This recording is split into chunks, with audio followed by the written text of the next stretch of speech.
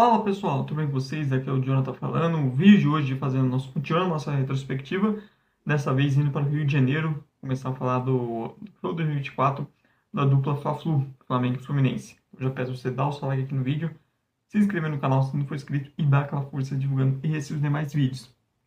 A verdade é que a frequência de vídeos nesse final do ano está um pouquinho alterada, porque eu trabalho no comércio e comércio em dezembro é uma loucura total. É questão de tempo, fica mais puxado.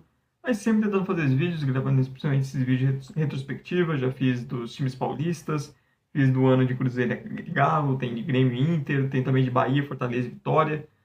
Tá bem legal aí o conteúdo, confira e divulgue também com seus amigos que torcem para esses times. Mas bora falar do que interessa nesse vídeo, que é a dupla Fla-Flu, do Flamengo e Fluminense, começando com a ordem alfabética pelo Flamengo, né? O ano do Flamengo, vou tocar minha colinha aqui embaixo, foram 73 jogos com 43 vitórias, 17 empates e apenas 13 derrotas em todo o ano. 114 gols marcados, 51 gols sofridos. Tipo, foi campeão carioca da Copa do Brasil, terceiro lugar no Brasileirão e quartas na Libertadores.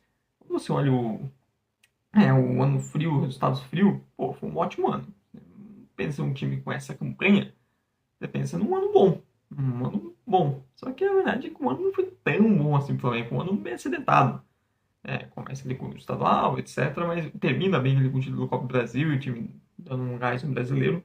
Mas o meio ali foi um meio um pouco acidentado. O time começa sendo treinado sob o comando do Tite. Existe uma grande expectativa com o Tite pegando o time desde o início da temporada. O início dele, o ano passado, em 2023, tinha deixado algumas coisas positivas, torcedores animados. O Flamengo que investindo bastante. E esse ano não foi diferente, pô, você teve De La Cruz e Alcaraz, dois altíssimos investimentos, trouxe Léo Ortiz também e tudo mais, então ainda contratou o Alexandre no meio da temporada, então o Flamengo que novamente, e o Plata, então altos investimentos, jogadores que chegaram com expectativa, com hype, mas dentro de campo, especialmente o trabalho do Tite, o time nunca engrenou de fato, né? Parece que o que o Tite queria e as características do elenco não batiam. Em alguns momentos teve um bom desempenho, você tinha uma sequência de bons jogos, boas vitórias. Era um time que tinha resultados. Ganhou o Carioca e estava em uma espécie de posição de brasileiro. Conseguia ter o resultado, mas o desempenho não passava confiança alguma. Especialmente desempenho fora de casa. Que não é novidade, né? Falando do Tite em clubes, fora de casa sempre foi um problema. Muitas vezes uma postura retraída demais. E isso colocaram para na Libertadores. Que, como eu sou torcedor do Corinthians, eu já conheço essa postura do Tite, né? Algo que não muda. No Corinthians ele passava algumas raivas de vez em quando com isso. E levou essas coisas pro Flamengo. Então a gente tinha um time que as ideias do técnico pareciam não bater exatamente com o elenco que ele tinha em mão. Ainda assim, um time competitivo, por toda a grande qualidade que tinha. De vez em quando tinha alguma boa atuação. Mas, em geral, era um time que o desempenho era sempre se olhar e falar, putz, podia ser melhor. E essa era uma impressão. E muito por causa dessa falta de desempenho mais empolgante, o Tite sempre teve muito pressionado. Uma ala considerável da torcida, especialmente dos estádios, sempre protestou. Ele não conseguiu em nenhum momento cair de fato nas graças completamente da torcida. Então foi um trabalho que foi sustentando, a diretoria foi empurrando, até porque o Tite era um grande um escudo também para a diretoria, mais ano de eleição, tinha uma grande expectativa dele, conquistar um grande título, foi investimento para isso, que era algo importante visando a eleição, eu vou falar um pouco mais depois. E o time não ia, né? Foi vendo o brasileiro, começou a ver Botafogo escapar, Palmeiras também, entra Fortaleza, é, tropeços, e na Libertadores nunca empolgou. Nunca, em nenhum momento. Um time que se classificou com muito mais dificuldade do que se esperado. Não se classificou em primeiro lugar no grupo, e isso foi um problema do mata-mata. Suou contra o Bolívar, especialmente na altitude, quando ter feito um placar maior no Rio. E no confronto contra o Penharol, aí foi a parte que ela fez. As atuações do Flamengo nas duas partidas contra o Penharol são vexame pelo elenco, pelo investimento, pela expectativa. O Flamengo eliminado sem conseguir ameaçar muito. Eliminado de maneira merecida. O Penharol foi eleito com sua estratégia, executou bem. Um Flamengo sem poder de fogo, um Flamengo sem inspiração alguma. É importante citar que a lesão do Pedro foi um grande problema para o time na temporada. Estava jogando um nível absurdo, no melhor momento da sua carreira e tudo mais. E a lesão dele foi um grave problema nesse sentido, porque você não tinha ninguém no elenco capaz de dar um pouco dessa característica, subir um pouco esse espaço. Um Gabigol em queda, um ano marcado também por ele coisas extra-campo. O Carlinhos foi uma aposta barata, mas uma aposta que não deu certo. E então a gente tinha um Flamengo com muitos problemas com a questão de camisa 9. E isso prejudicou bastante o time, especialmente na Libertadores. Foi os dois jogos no Penharol, foram duas partidas que pediram um camisa 9. O time precisava ter essa opção e não tinha. Isso fez muita falta. O Flamengo acaba sendo eliminado de maneira muito melancólica por geral. Isso acaba custando o cargo do Tite. Ficou naquela expectativa de quem seria o novo técnico, uma diretoria pressionada, que precisava de um título por causa das eleições, para tentar eleger o seu sucessor, que acabou não acontecendo. E até por isso o Flamengo, que já estava apostando tudo nas Copas da Libertadores, na Copa do Brasil, aí deu totalmente um all-in. Dane-se o Brasileirão, abriu mão de ainda mais, começou já com o Tite e focou tudo na Copa do Brasil e apostou no Felipe Luiz. Até também porque o Felipe Luiz veio fazer um grande trabalho no Sub-20 e também porque o Felipe Luiz era um escudo bom para a diretoria, né? Um cara ídolo, recente, de expectativa, estudioso, etc e tal. Cara, de verdade, eu duvido que a diretoria do Flamengo apostava que ia dar tão certo. O Felipe Luiz se mostrou muito adaptável ao elenco que ele tinha e colocou um estilo de jogo muito mais condizente com os jogadores que ele tinha, um estilo que os jogadores se sentiam mais confortáveis. Isso fez o time todo crescer. A gente viu o Flamengo não só pelos resultados que ganhou a Copa do Brasil, mas o desempenho do Flamengo nessa reta no final de temporada muito melhor do que vencendo com o Tite. Teve o resultado, o título tão desejado, ganhando de maneira muito autoridade contra o Atlético Mineiro nos dois jogos, e também o time que teve um desempenho melhor, tanto que cresceu e terminou em terceiro lugar no Brasileirão, mostrando como a reta final também foi muito boa. E muito disso também o Felipe Luiz, né, que mostrou muitas boas coisas. Se garantiu como técnico do Flamengo para 2025 e se garantiu com autoridade, ganhando status, mostrando um futebol bem legal, mostrando variação tática também. Ora, um 4-3-3, jogando com linha de 3 também, buscando se adaptar ao elenco que ele tem. E como alguns jogadores vêm crescendo, o Léo Ortiz jogando como zagueiro, jogou muitas vezes como volante, jogando muita bola, o Léo Pereira bem também, o Alexandro usando mais por dentro, é um cara que pode fazer diferença.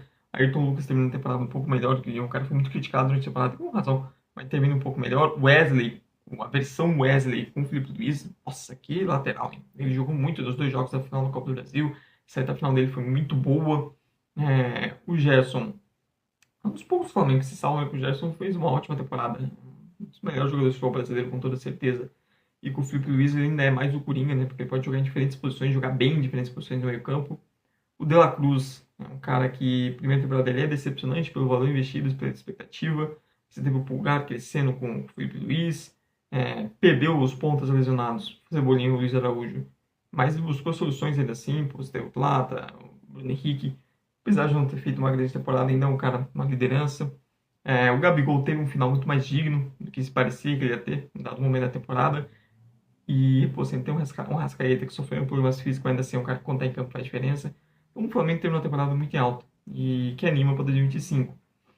Vamos ver, né? Um Flamengo que, querendo ou não, muda de diretoria. Isso sempre pode trazer coisas boas, coisas negativas. É sempre uma incerteza do que vai vir. A manutenção do Felipe Luiz de grande parte desse elenco é um ponto positivo. Vamos ver como vai ser o Felipe Luiz iniciando uma temporada desde o começo. Isso é algo bem legal de se observar, porque se gerou uma expectativa muito grande sobre ele e vai se cobrar por isso. Sabe como o futebol brasileiro é. E melhorias no elenco, né? Porque saiu o Gabigol, o Pedro tá lesionado por um bom tempo. Esse time do Flamengo vai precisar de um camisa 9. O Bruno Henrique sofre quando joga por ali. Plata também já foi usado, mas também não é dele. Carlinhos já mostrou que não é esse jogador. Vamos ver se o Felipe Luiz também vai dar mais chance para jovens da base. Ele foi um treinador do Sub-20, fez um bom trabalho lá. Vamos ver também quem vai ser os reforços desse Flamengo. Esse novo Flamengo que tá vindo aí. Mas é isso. Um ano que, no geral, foi aturbulado, mas que terminou positivo. Que terminou para o torcedor do Flamengo de maneira animadora para 2025. Que muito torcedor do Flamengo já não suportava mais o Landim. E a derrota deles nas eleições também significa uma esperança ainda melhor para o Flamengo, ainda mais forte nos próximos anos. Indo agora para o outro lado, indo para o Fluminense. O Fluminense que teve um ano de 67 jogos, 27 vitórias, 17 empates e 23 derrotas, 73 gols marcados, 68 gols sofridos. Foi campeão da Recopa contra a LDU, espantou esse fantasma da LDU. Ficou na semifinal no Carioca, terminou em 13º no Brasileirão e na Libertadores foi até as quartas finais e também nas oitavas da Copa do Brasil. Pô, depois de ganhar a Libertadores, existia uma esperança do Fluminense, mesmo que não repetisse o nível do ano passado, os resultados, o Fluminense ainda se mantesse competitivo, né? Se mantesse isso.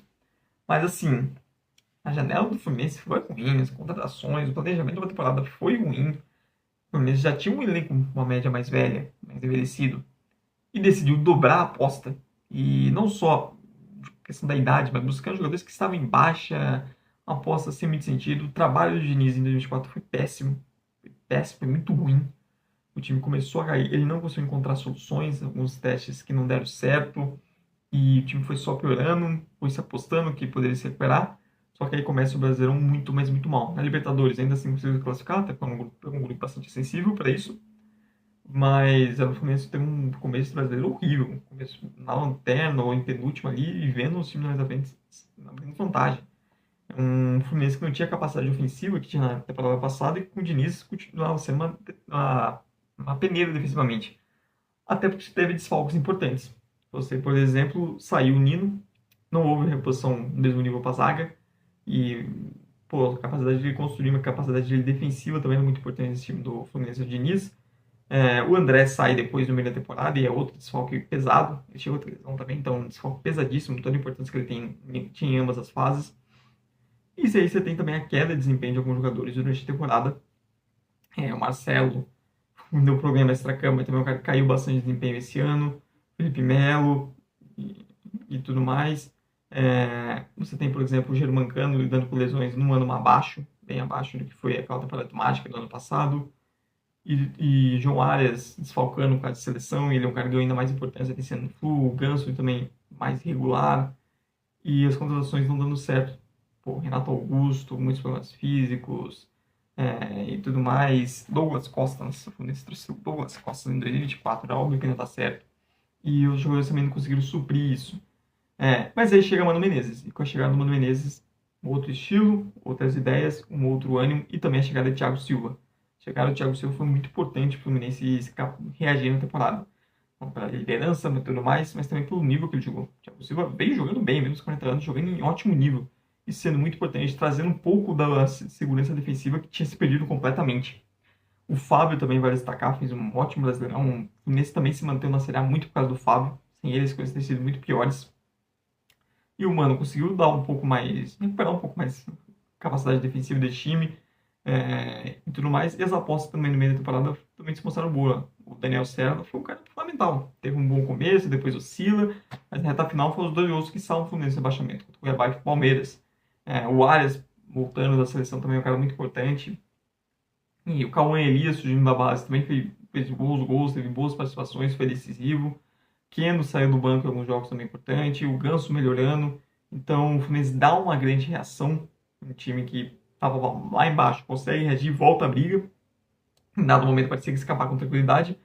Mas aí o time começa a cair de desempenho na reta final e faz com que o Fluminense lute até o fim pelo contra o rebaixamento do brasileiro, escapando apenas na última rodada. E decide manter o Mano Menezes, né? O Mano Menezes tem méritos, porque querendo ou não, o Fluminense deu uma grande arrancada no time que estava numa situação muito preocupante ainda no início do campeonato.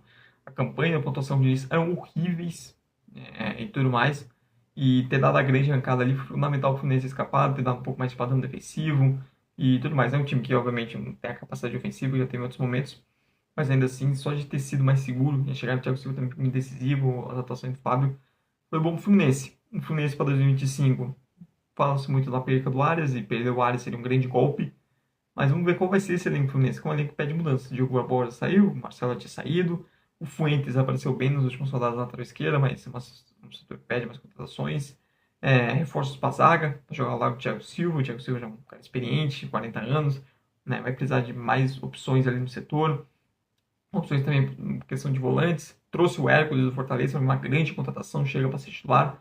Pode ainda perder, por exemplo, o Martinelli, mas é um Fluminense que precisa de reforço, precisa de mudança no seu elenco, precisa de um ar novo. Não só questão de idade, mas de novos jogadores e tudo mais, de mais opções. Principalmente alguns setores chaves. O Cano teve um ano muito abaixo, precisa de mais um jogador ali para disputar.